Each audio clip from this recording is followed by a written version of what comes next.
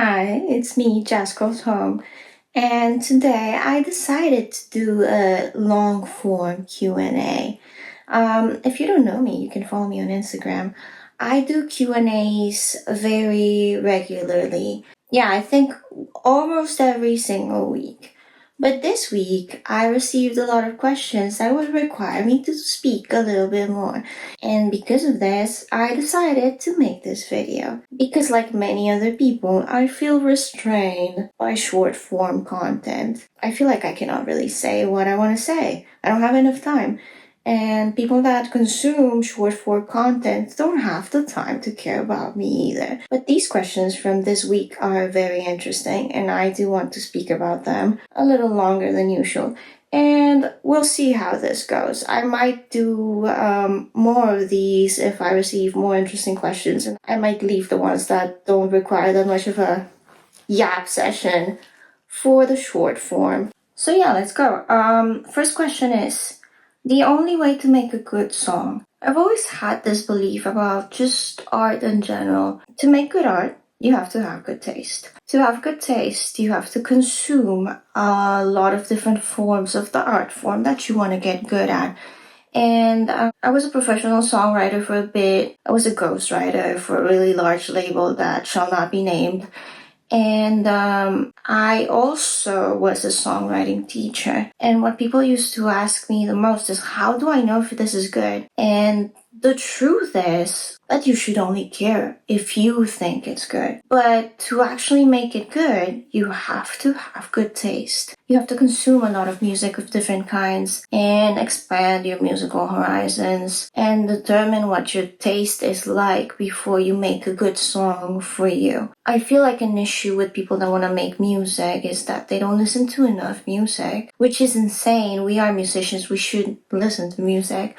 But once you have explored music and you have determined what kind of music you like, then you can start creating. And there's gonna be this awkward moment where you're gonna feel like what you're making is not good enough. And this happens to everyone, especially if you have this sort of approach. Because your taste is refined, your skill set is not yet at the point where it satisfies your taste. I hope this makes sense. Yeah, this happens to everyone. You make something and you're like, I'm not sure if I like it. But then what you have to do is keep polishing it till it's something that you genuinely enjoy. And when people used to ask me when I was teaching songwriting, is this good? I would always tell them, like, do you think it's good? Is this something that you would want to listen to over and over and over? We all have those songs that we just play on repeat, right? This is the ideal of what your own music should be for you. I listen to my own music all the time, and it is because I genuinely enjoy it. I like listening to my own music because I made it myself in a way that it satisfies what I was looking for in it. And just everything that I create, I'm thinking if I am happy with it first. When you're writing music, it really shouldn't matter what the external opinion about it would be. You shouldn't be thinking about the reception of it, or how is this going to be perceived by others, or is this going to do well commercially. I feel like if you want to really make good music, you should make it for yourself. And this is what I've always done. And this is why I don't ghostwrite for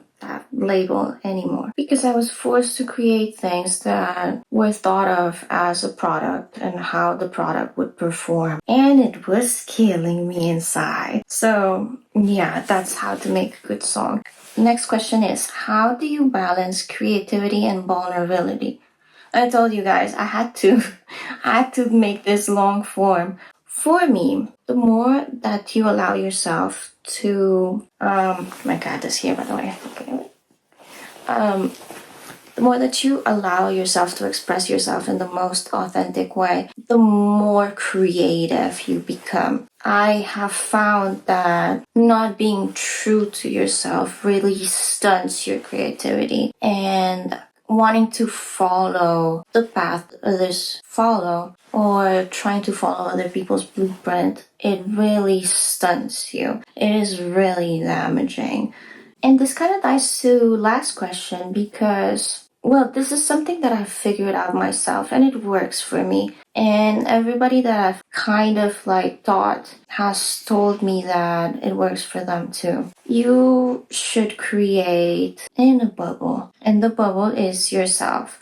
And if you're in a band, I guess the bubble is your band. But you should really think about expressing yourself in the most truthful way that you possibly can.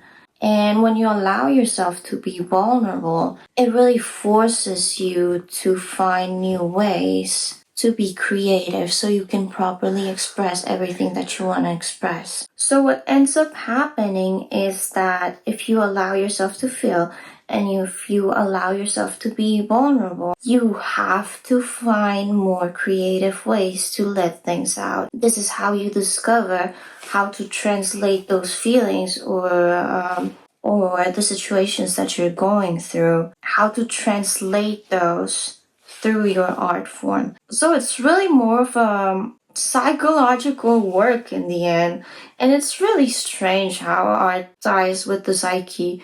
But definitely, the more that you allow yourself to be yourself and the more that you express yourself authentically, the more creative you become because it forces you to find new ways to express yourself and to discover those new depths through your art form. So this is how I balance it. The next one says, what impact did emigration from Colombia to Canada had on your creative path? These are really deep. It actually changed me a lot. I feel like I've always been kind of out there, kind of eccentric and just out of the box. And I felt really strange and really like an outcast and like almost like a foreigner, an alien. I don't know how to explain it. I never felt like I belonged in Colombia. And it might be partially because I'm so weird, but it's also because I have a lot of different backgrounds that are not necessarily strictly Latin American. So I did feel like a foreigner in a sense. And also my way of being and my personality and my morals and pretty much everything just clashes with Latin American culture. So even though that's where I was born, I never really felt like I belonged there. And even though I thought that I was expressing myself and I was being true to myself, once I moved to Canada and I really had the freedom to be, I realized that I was restraining myself a lot. And just the fact that I can be openly myself here and it's well received and the ways in which I'm different are appreciated culturally and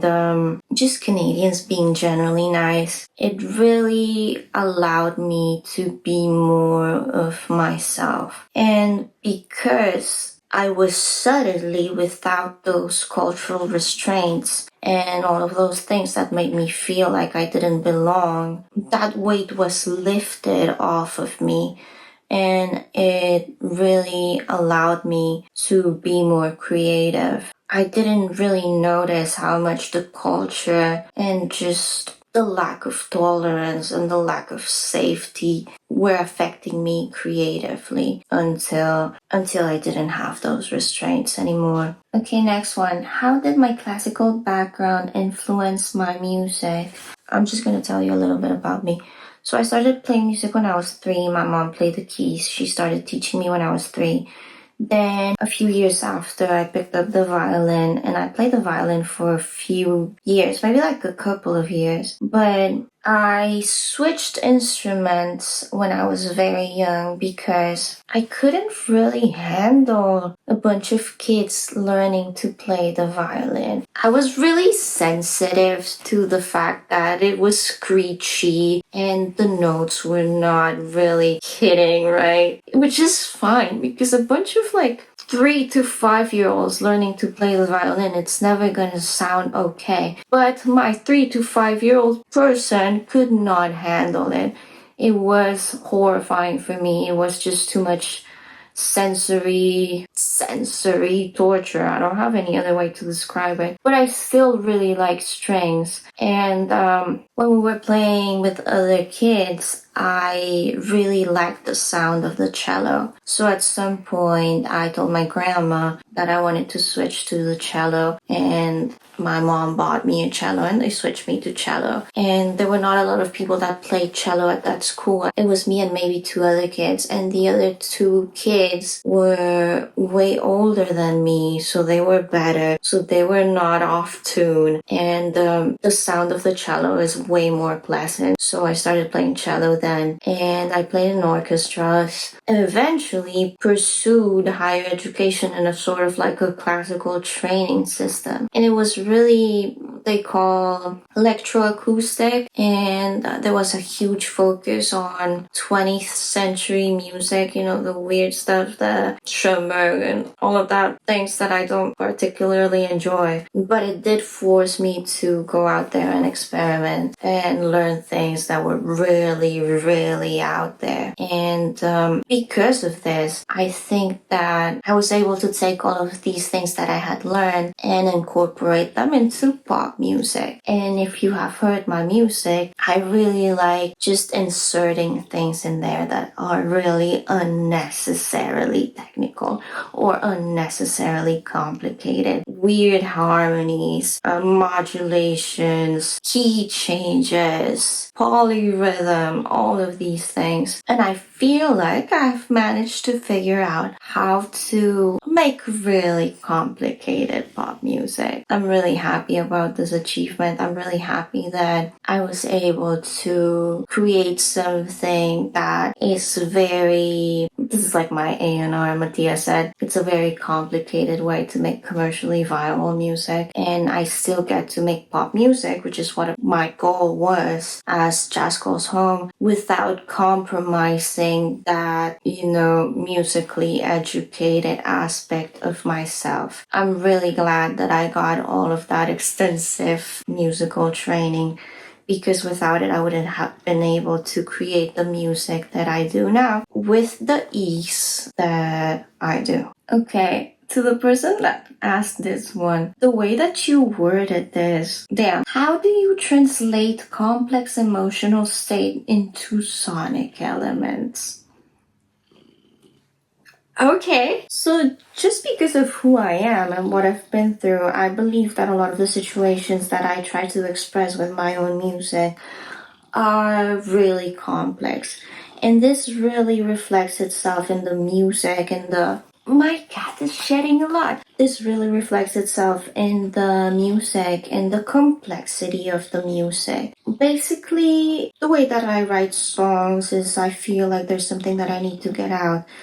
And I usually can't pinpoint what it is. It's usually like a specific feeling that came up from a specific situation, right? And I've already had the time to sit down with it and kind of process it, but I still need to go further, right? I still need to write a song about it. What will happen is that I know what the song is going to be about before I sit down on the computer and open the project and whatever. I'll open a new project. I'll select the key that I think is appropriate. I'll select the time signature and the tempo that I feel is appropriate for the feelings that I want to express. And then I'll just start going at it. I come up with the song structure first, and I start producing as I write. And then I will start building on it. And the way that I have decided to build on it, or like the way that it works best for me, is I'll sit there adding things till I feel like it has achieved the emotional expression that I wanted.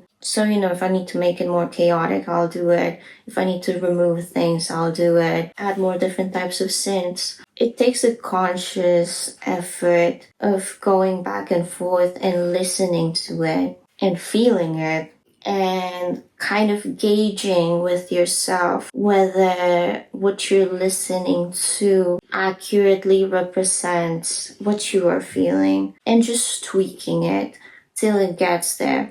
So you kind of remove yourself from yourself. And this is probably the hardest thing to do. Basically, you gotta pretend that you're somebody else and listen to the music in a way that you think, okay, this is totally not something that I made myself. I am listening to this as if I was somebody else. Does it make me feel what I consciously know that I'm feeling? And you just tweak it till it gets there. I know this sounds really complicated, but if you're a producer or a songwriter of any kind, I highly encourage that you do this because it's something that has really helped me in my own process. What's my favorite spot in Montreal?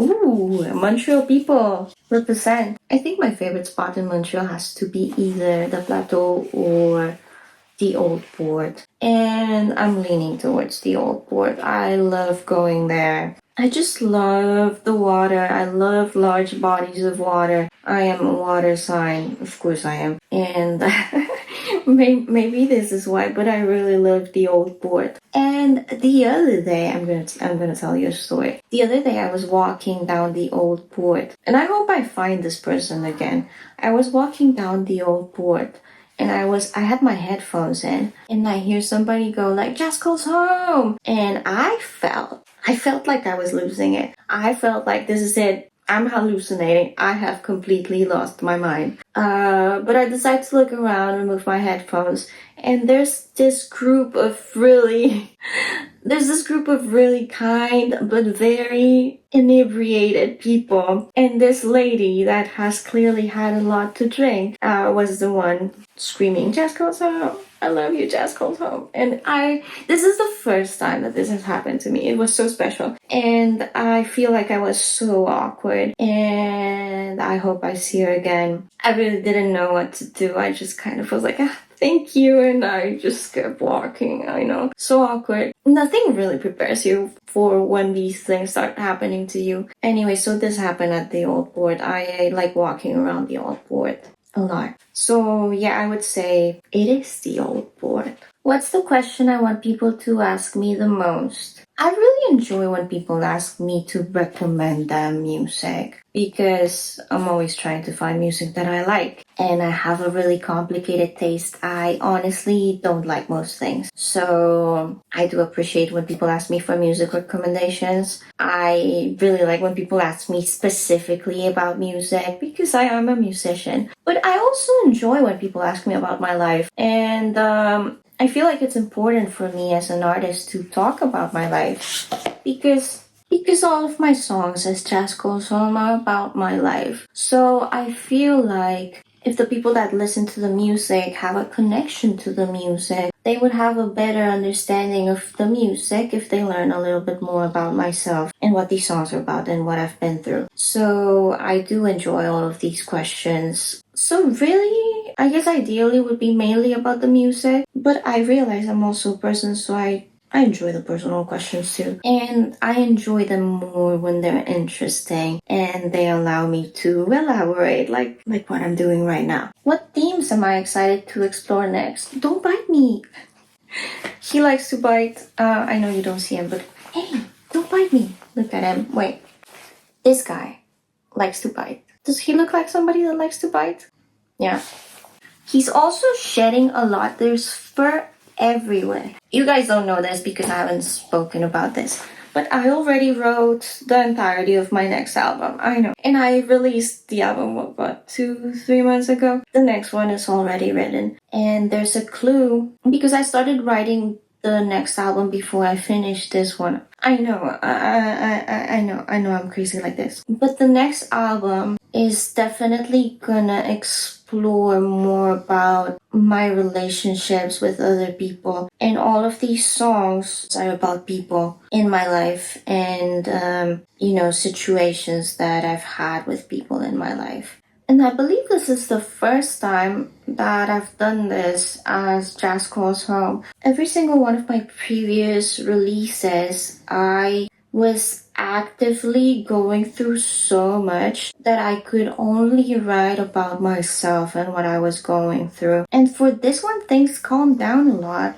Basically, at some point, I stopped actively going through it that much that I could start relating to other people. And this ties into the outro of Cut the Line. I realized that I was keeping myself from having relationships with people, and I was feeling really lonely, and I realized that it was partially my fault. This is one of the hardest things to cope with, when you realize that your misery is partially because of you, if not like a large portion of it. But it's good to realize these things, because then you can take action to change it. During 2024, I really put myself out there a lot more. I met new people. I got signed to a record label, and I started having human interaction again, which I had restrained myself from having for several years.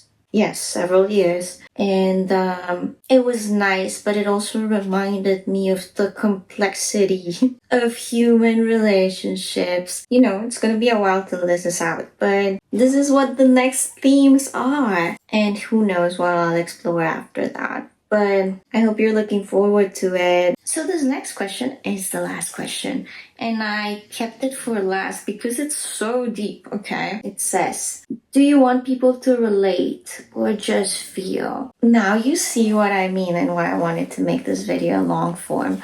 So I am very aware that my specific circumstances are really specific. I've been through things that most people will never experience. Realistically, most people will never experience in their entire lifetime. So, once I get to the specifics of it, I feel that the deeper that I go into it, the harder it will be for people to relate, especially if we're thinking about a larger audience or a larger group of people. But I do know that a lot of things that I've been through, there's some people that have similar experiences. So even if the actual lived experience is not exactly the same, there's this common theme that a lot of people could relate to. I really think this is where the actual music comes into place. The actual music and the performance of the music is supposed to make you feel. Even if you definitely cannot relate with the lived experience. Like once you speak about the song, you're like, oh yeah, this is something that I've totally have not experienced and I have no idea what that must feel like. The music still conveys very primal emotions. So I know that asking people to relate to me is a bit of a big ask. I've never been that relatable to people in general. But as humans, we still go through the same core experiences and we've still experienced the same core feelings. So I do believe that it's important for me to people to relate to it emotionally more than just relate to it, the context of it or the actual specific instances on what the songs are about. And this is why music is universal. You can listen to music that you don't understand the word of it because you don't speak the language or whatever, but you can still feel it. And music is a deeply emotional art form, and feelings, the way that you transform those feelings into music and the way that it is ultimately communicated is really what should be the main focus. So yeah, that was the last question. Thank you for joining me. If you have watched this far, thank you for sitting with me, listening to me yap about things. And I hope I'll see you soon.